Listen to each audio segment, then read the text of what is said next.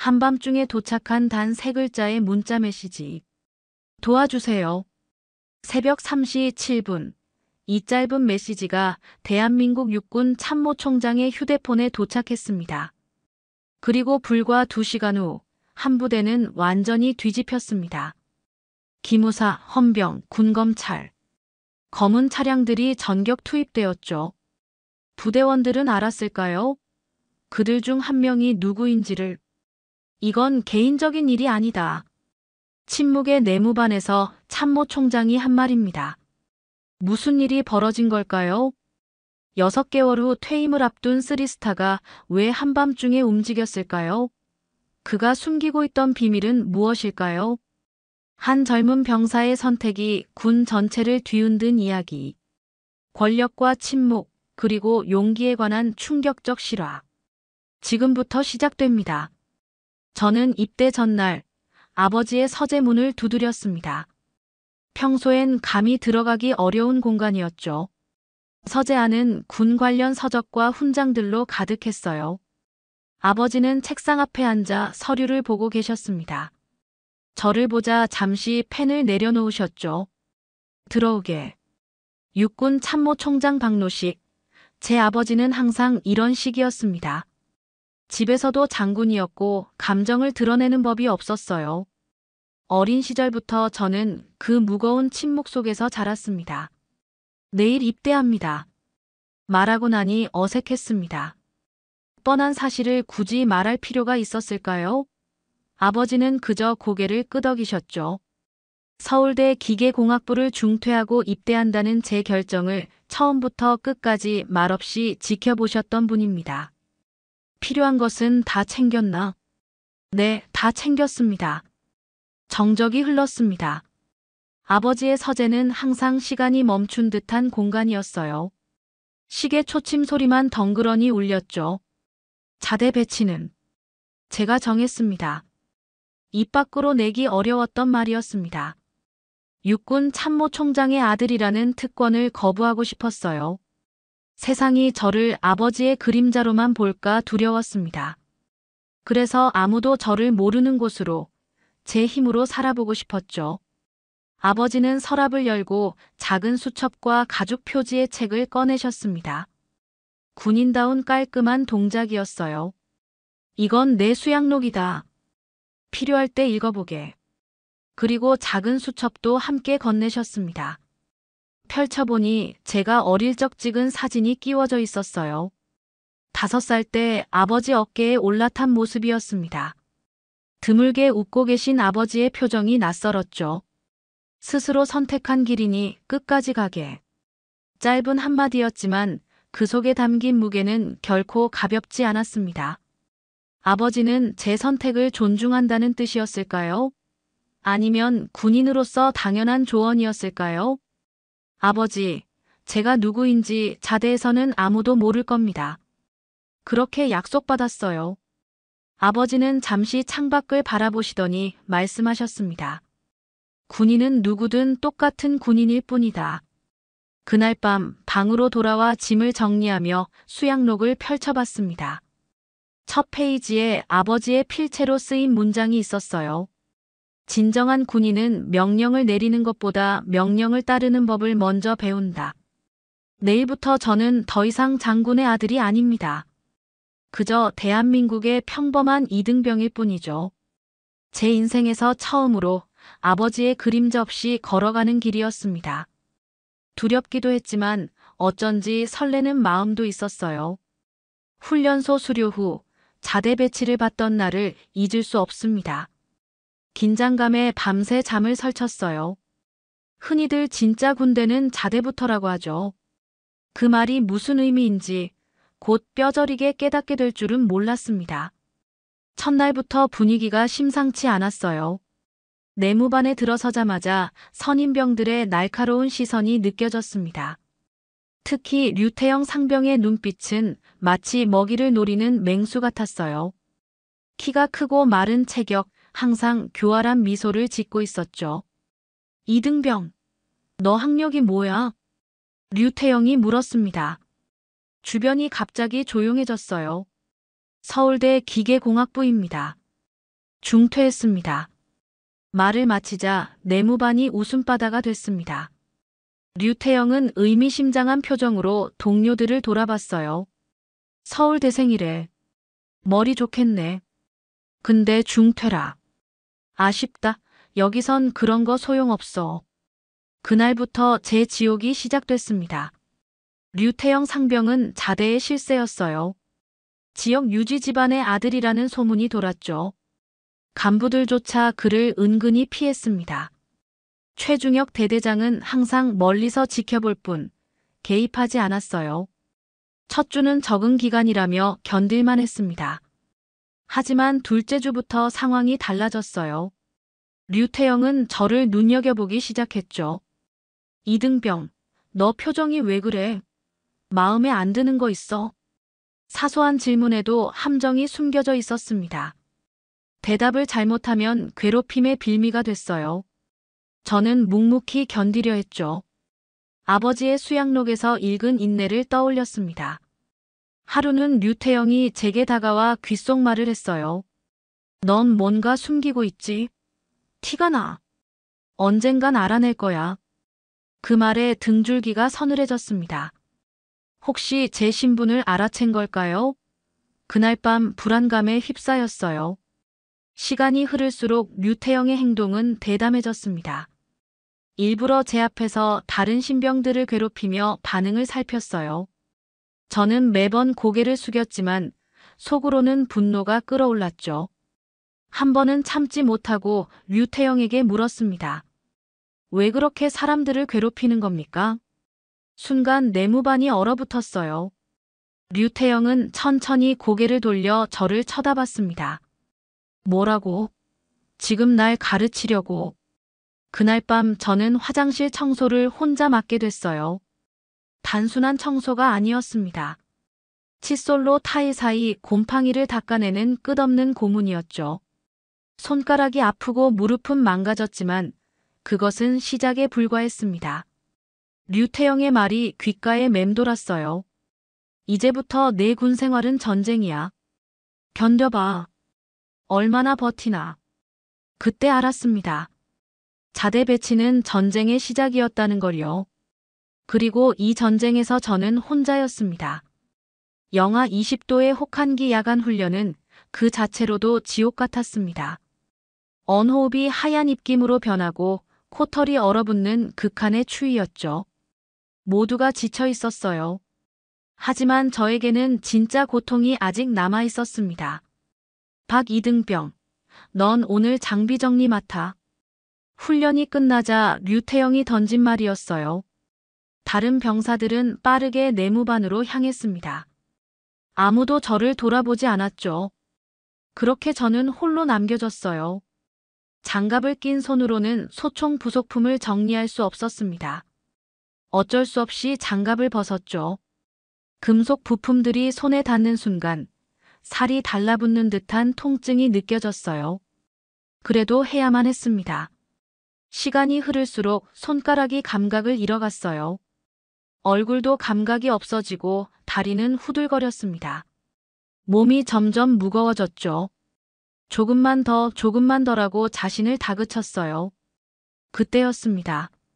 눈앞이 흐려지며 몸이 바닥으로 쓰러졌어요. 의식은 있었지만 몸은 움직이지 않았습니다. 얼마나 시간이 흘렀을까요? 누군가 저를 발견했어요. 이등병, 괜찮아. 이봐, 정신 차려. 그 목소리는 의무병 이승호였습니다. 중학교 때 같은 반이었던 친구죠. 저를 알아보았는지 잠시 놀란 표정이었어요. 하지만 곧 아무 일도 없었다는 듯 표정을 감췄습니다. 일어날 수 있어? 내무반까지 데려다 줄게. 이승호의 부축을 받으며 간신히 내무반으로 돌아왔어요. 류태영은 침대에 누워 만화책을 보고 있었습니다. 제 모습을 보자 싱글거리며 웃었죠. 야, 좀비 같네. 그렇게 추웠어. 다른 병사들은 모른 척했습니다. 아무도 관여하고 싶지 않았던 거죠. 이승호는 형식적인 처치만 하고 떠났어요. 그의 눈에서 미안함을 읽었지만 그도 어쩔 수 없었을 겁니다. 밤새 고열에 시달렸어요. 온몸이 불덩이처럼 타올랐지만 간부실에 보고할 수 없었습니다. 류태영이 꾀병이라고 낙인 찍을 게 뻔했으니까요. 이불 속에서 떨며 밤을 지새웠습니다. 다음 날 아침, 이승호가 슬쩍 약을 건넸어요. 먹어. 해열제야. 아무한테도 말하지 마. 그의 눈빛에서 두려움을 받습니다. 이승호도 류태영을 무서워했던 거죠. 감사의 마음을 전하고 싶었지만 우리 둘 다 더 이상의 대화는 위험했어요. 최중혁 대대장은 전혀 개입하지 않았습니다.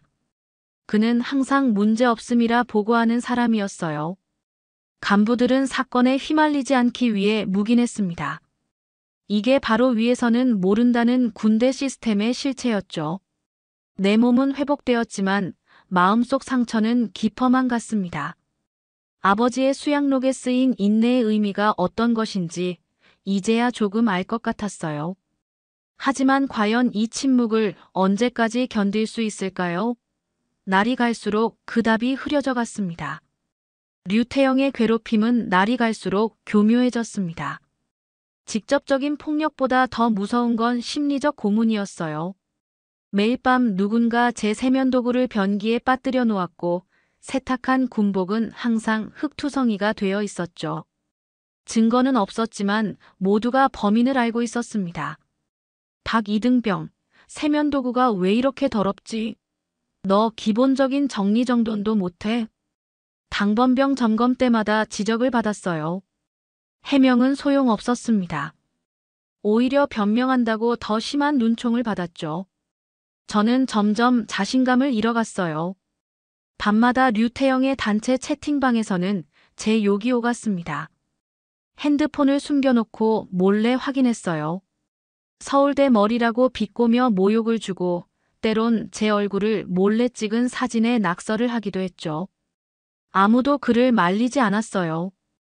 어느 날 아침, 제 사물함이 완전히 망가져 있었습니다. 내부의 모든 것이 뒤섞여 있었고 소중히 간직하던 아버지의 수양록은 찢겨 있었어요. 그 순간 무언가 무너지는 소리가 들렸습니다. 제 마음이었을까요? 누가 그랬는지 모르지만 정말 민폐야. 너 때문에 우리 내무반 점수 깎이면 어쩌려고 그래. 류태영이 마치 자신은 관련 없다는 듯 말했어요. 주변 병사들은 고개를 푹 숙이고 있었습니다. 최중혁 대대장에게 보고했지만 그의 대답은 뻔했어요. 증거가 있나? 누가 그랬다는 증거 없이 어떻게 조치하라는 건가? 그날 저녁 화장실 청소를 하다 무릎이 꺾였습니다. 더 이상 버틸 수 없다는 생각이 들었어요. 오늘 밤 도망치자. 탈영이라는 단어가 머릿속을 맴돌았습니다.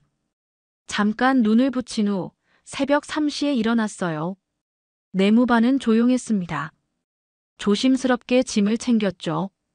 많이 가져갈 수 없었어요. 필요한 것만 작은 가방에 넣었습니다. 문득 아버지의 찢긴 수양록이 눈에 들어왔어요. 마지막으로 한 번 더 펼쳐봤습니다. 아직 읽을 수 있는 페이지가 있었어요. 진짜 용기는 적절한 때에 구조를 요청하는 것이다. 그 순간 가슴이 철렁 내려앉았습니다. 지금까지 저는 혼자 견디려고만 했어요. 아버지의 아들답게 강한 모습만 보이려 했죠. 하지만 진짜 용기는 무엇일까요? 떨리는 손으로 핸드폰을 꺼냈습니다. 아버지의 번호를 찾았어요. 마지막으로 문자를 보낸 게 언제였는지도 기억나지 않았죠. 망설임 끝에 짧은 메시지를 보냈습니다. 아버지, 도와주세요. 보내고 나서 온몸에 식은땀이 흘렀어요. 이것이 옳은 선택이었을까요? 약해 보이는 건 아닐까요? 하지만 이미 돌이킬 수 없었습니다. 핸드폰을 꺼내 창밖 어둠을 바라봤어요. 이제 무슨 일이 벌어질지 아무도 알 수 없었습니다. 새벽 3시 7분, 제 문자를 보내고 10분도 채 지나지 않아 아버지에게서 회신이 왔습니다. 단 한 줄이었어요. 위치 확인했다. 움직이지 마라. 짧은 문장이었지만 그 속에 담긴 무게는 결코 가볍지 않았습니다. 저는 가방을 내려놓고 침상에 앉았어요. 이제 돌이킬 수 없는 강을 건넜다는 느낌이 들었죠. 생각해보면 아버지는 6개월 후 퇴임을 앞둔 참모총장이었습니다. 평생을 군에 바친 분이 이제 조용히 물러날 때가 됐는데 제가 문제를 일으킨 거죠. 죄책감이 밀려왔어요. 하지만 이미 엎질러진 물이었습니다. 새벽 4시 30분, 부대 정문 앞에 검은 차량들이 속속 도착하기 시작했어요. 창문으로 보니 헌병, 기무사, 군검찰 차량이 줄지어 서 있었습니다. 이건 일반적인 상황이 아니었죠. 말 그대로 코드 Y가 발령된 것 같았어요.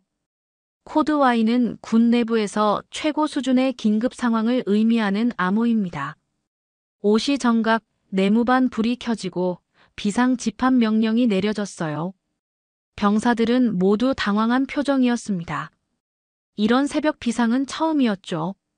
류태영도 어리둥절한 표정이었어요. 그의 얼굴에서 처음으로 두려움을 봤습니다. 대체 무슨 일이야? 기무사라고. 왜 여기에? 누가 뭔가 큰일을 저지른 건가? 병사들 사이에서 수군거림이 오갔습니다. 모두가 긴장한 표정이었어요. 최중혁 대대장은 평소의 여유로운 모습이 아닌 창백한 얼굴로 뛰어왔죠. 전 부대원 5분 내로 연병장 집합. 빨리. 그의 목소리에는 떨림이 있었습니다. 뭔가 심상치 않은 상황이었어요.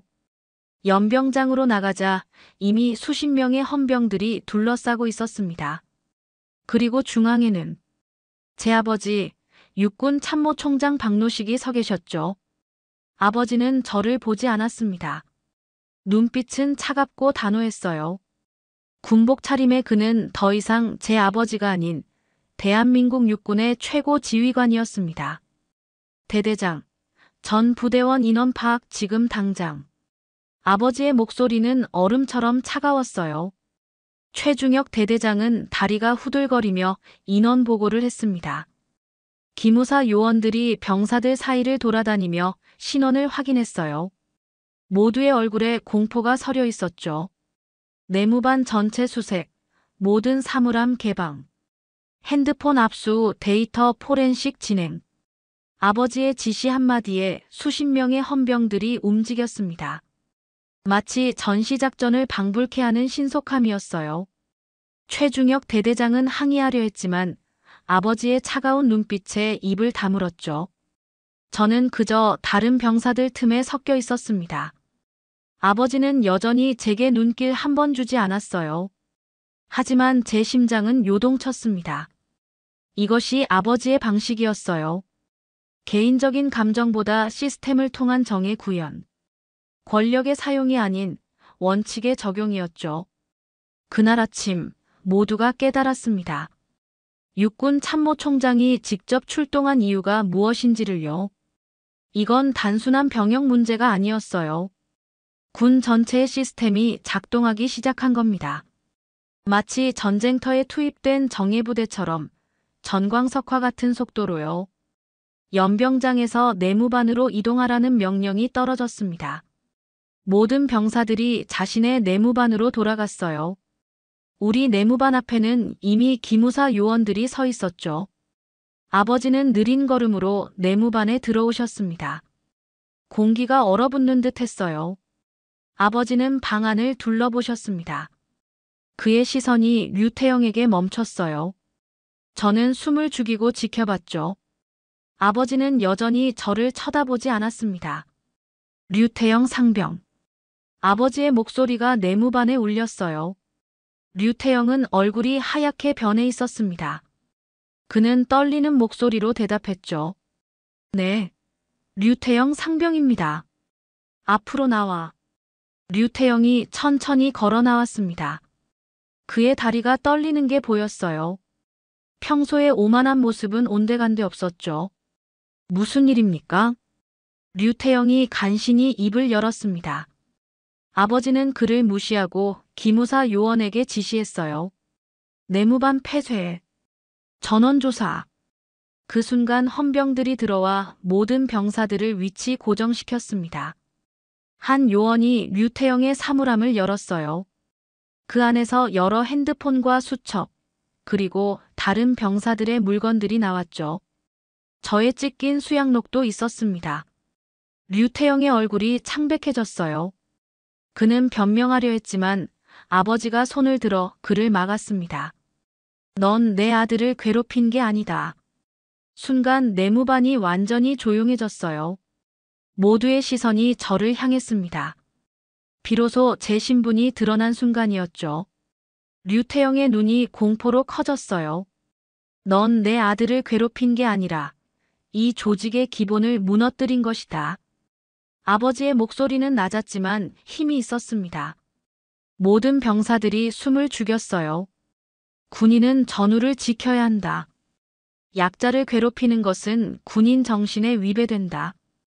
이건 개인적인 문제가 아니라 군 전체의 문제다. 그의 말에는 분노보다 슬픔이 느껴졌어요. 아버지는 계속해서 말씀하셨습니다. 나는 참모총장으로서 이 사건을 조사한다. 내 아들이라서가 아니라 어떤 병사라도 이런 일을 당해서는 안 되기 때문이다. 최중혁 대대장이 앞으로 나섰습니다. 그의 이마에는 땀이 맺혀 있었어요. 참모총장님, 저희가 알지 못했던 일입니다. 즉시 조사하겠습니다. 아버지는 차가운 눈으로 그를 바라보셨죠. 대대장, 자네도 조사 대상이다. 지휘 책임을 물을 것이다. 그 말에 최중혁의 얼굴이 굳어졌습니다. 모든 병사들이 충격에 빠졌어요. 아버지는 이승호에게 시선을 돌렸죠. 이승호 일병, 앞으로. 이승호는 떨리는 다리로 걸어 나왔습니다. 아버지는 그에게 물었어요. 넌 알고 있었지? 모든 것을 말해보게. 이승호는 망설였지만 결국 입을 열었습니다. 그는 류태영의 가혹행위, 내무반의 침묵, 그리고 간부들의 묵인까지 모든 것을 털어놓았어요. 이승호의 증언을 들으며 류태영의 얼굴은 점점 하얗게 변해갔습니다. 아버지의 눈빛이 더욱 단호해졌어요. 이제 저는 알았습니다. 이건 단순한 아버지의 개입이 아니었어요. 시스템을 통한 정의의 실현이었죠. 아버지는 마지막으로 류태영을 바라보며 말씀하셨습니다. 이제부터 넌 군법에 따라 처벌받을 것이다. 그날 이후 부대는 완전히 달라졌습니다. 마치 폭풍이 지나간 후의 정막 같았어요. 류태영은 즉시 구속되었고 기무사 요원들이 남아 철저한 조사를 진행했습니다. 모든 병사들이 개별 면담을 받았죠. 아무도 빠지지 않았어요. 조사 결과는 충격적이었습니다. 기무사 포렌식 팀이 류태영의 핸드폰에서 수십 개의 단체 채팅방을 발견했어요. 그곳에는 신병들을 괴롭히는 영상과 협박 자료가 가득했죠. 류태영만의 문제가 아니었습니다. 여러 선임병들이 가담했고 일부 간부들은 이를 알면서도 묵인했어요. 이것은 단순한 병영 부조리가 아닙니다. 조직적 범죄입니다. 기무사 수사관의 말이 귓가에 울렸어요. 류태영의 가혹행위는 이미 수년간 이어져 온 악습이었습니다. 그리고 최중혁 대대장은 이 모든 것을 알고도 덮어왔던 거죠. 문제없음이라는 보고서 뒤에 숨겨진 진실이었어요. 이승호는 내부 고발자로 신원 보호 조치를 받았습니다. 그의 용기 있는 증언이 사건 해결의 열쇠가 됐어요. 나중에 알고 보니 이승호는 오랫동안 증거를 모아왔다고 합니다. 하지만 누구에게도 말할 수 없었던 거죠. 중학교 때부터 널 알았어. 도와주지 못해서 미안해. 조사가 끝난 후 이승호가 제게 속삭였습니다. 그의 눈에는 눈물이 고여 있었어요. 저는 그저 고개를 끄덕였습니다. 우리는 모두 이 시스템의 피해자였죠. 일주일 후 류태영은 군사법원에 기소되었습니다. 가혹행위, 강요, 공갈 등 여러 혐의였어요. 최중혁 대대장은 지휘 책임을 물어 중징계를 받았고 전역 처리되었죠. 몇몇 간부들도 연루되어 처벌받았습니다. 사건은 언론에 보도되었어요. 참모총장 아들 병영 부조리 피해 같은 헤드라인이 나왔죠. 하지만 아버지는 이 사건을 개인적인 문제로 다루지 않았습니다. 그는 군 내부 시스템의 개혁을 위한 계기로 삼았어요. 이번 사건을 통해 우리 군의 병영 문화를 근본적으로 개선할 것입니다. 폭력은 문화가 아니라 범죄입니다. 아버지의 기자회견 발언이 전국에 울려 퍼졌습니다. 많은 사람들이 공감했고 사회적 반향을 일으켰어요. 다른 부대에서도 유사한 사례들이 제보되기 시작했죠. 마치 오랫동안 감춰져 있던 고름이 한꺼번에 터져 나오는 것 같았습니다. 저는 조용히 부대 생활을 이어갔어요. 신분이 드러난 후 달라진 시선들이 불편했지만 더 이상 가혹행위는 없었습니다. 병사들은 저를 경계했고 간부들은 지나치게 신경 썼어요. 그것도 또 다른 형태의 고립이었죠. 어느 날 아버지에게서 편지가 왔습니다. 군 우편으로 온 공식 서신이었어요. 열어보니 단 한 문장이 적혀 있었습니다. 내 용기가 군을 바꾸고 있다. 그 순간 눈물이 왈칵 쏟아졌어요. 그동안 참아왔던 모든 감정이 한꺼번에 터져 나왔습니다. 아버지는 알고 계셨던 거예요. 제가 얼마나 괴로워했는지, 그리고 그 용기가 얼마나 값진 것인지를요. 의병 제대 후 6개월이 지났습니다. 군의관의 진단으로 정신적 트라우마를 인정받아 조기 전역했어요. 지금은 매주 2번씩 상담 치료를 받고 있습니다. 천천히 하지만 확실하게 회복되고 있죠. 아버지는 그날 이후 남은 임기 동안 군 인권 개혁에 모든 힘을 쏟으셨어요. 그의 마지막 임무는 병영 문화를 바꾸는 것이었습니다. 류태영 사건은 빙산의 일각에 불과했죠. 더 깊은 곳에 숨겨진 문제들이 많았어요. 폭력의 대물림을 끊어야 합니다. 군대는 국민을 보호하는 조직이지 약자를 짓밟는 곳이 아닙니다. 아버지의 퇴임 기자회견 발언이었습니다. 그날 저는 객석 맨 뒷자리에 앉아 있었어요. 아버지가 저를 발견하고 잠시 눈이 마주쳤죠. 미소 한 번 없었지만 그의 눈빛에서 모든 것을 읽을 수 있었습니다. 퇴임식이 끝난 후 아버지는 제게 전화를 걸었어요. 내일 시간 괜찮으냐? 간결한 말투는 여전했지만 그 속에 담긴 의미는 달랐습니다. 우리는 동해안 작은 해변에서 만났어요. 군복이 아닌 평범한 옷차림의 아버지는 낯설었습니다. 그는 더 이상 참모 총장이 아니라 그저 제 아버지였죠. 우리는 말없이 해변을 걸었어요. 파도 소리만 들리는 고요한 시간이었습니다. 얼마나 걸었을까요? 아버지가 먼저 입을 열었어요. 후회하지 않는다. 짧은 한마디였지만 무게는 결코 가볍지 않았습니다. 저는 고개를 끄덕였어요. 저도요, 아버지. 그제서야 아버지의 입가에 희미한 미소가 번졌습니다. 그는 주머니에서 작은 노트를 꺼내 제게 건넸어요. 새 수양록이다. 이번엔 찢어지지 않게 조심하거라. 농담 같은 말투였지만 저희 부자에겐 큰 의미가 있는 순간이었습니다. 수양록을 펼쳐보니 첫 페이지에 새로운 문장이 쓰여 있었어요. 진정한 군인은 약자를 보호하는 자다. 류태영은 군사법원에서 실형을 선고받았습니다. 그의 사건을 계기로 군내 가혹행위 신고 시스템이 전면 개편됐어요. 이승호는 부대 내 인권지킴이로 선정되어 활동하고 있죠.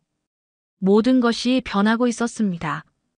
아버지의 개혁은 많은 반발에 부딪혔어요. 오랜 관행을 바꾸는 일은 결코 쉽지 않았죠. 하지만 이제 돌아갈 수 없는 강을 건넌 것 같았습니다. 작은 용기가 큰 변화를 만들어내고 있었어요. 이제는 내 길을 가거라. 해변을 나오며 아버지가 말했습니다. 대학으로 돌아가 학업을 마치라는 뜻이었죠. 저는 고개를 저었어요. 함께 가겠습니다. 아버지가 시작한 일, 제가 이어가고 싶어요. 군 인권단체에서 활동하기로 한 제 결정이었습니다. 아버지는 잠시 놀란 표정을 지었다가 이내 수긍하셨어요. 그의 눈빛에서 자부심을 읽을 수 있었습니다. 이제는 우리가 같은 곳을 보는구나. 그날 바닷가에서 우리는 나란히 걸었습니다. 더 이상 장군과 병사가 아닌 아버지와 아들로서요. 서로 다른 길을 걸어왔지만 이제는 같은 방향을 향해 걷고 있었어요. 그것이 우리가 찾은 작은 승리였습니다. 군은 변할 수 있습니다. 용기 있는 병사들과 책임지는 간부들이 함께한다면 말이죠. 이제 우리의 이야기는 끝났지만 군 인권을 위한 여정은 이제 막 시작되었습니다.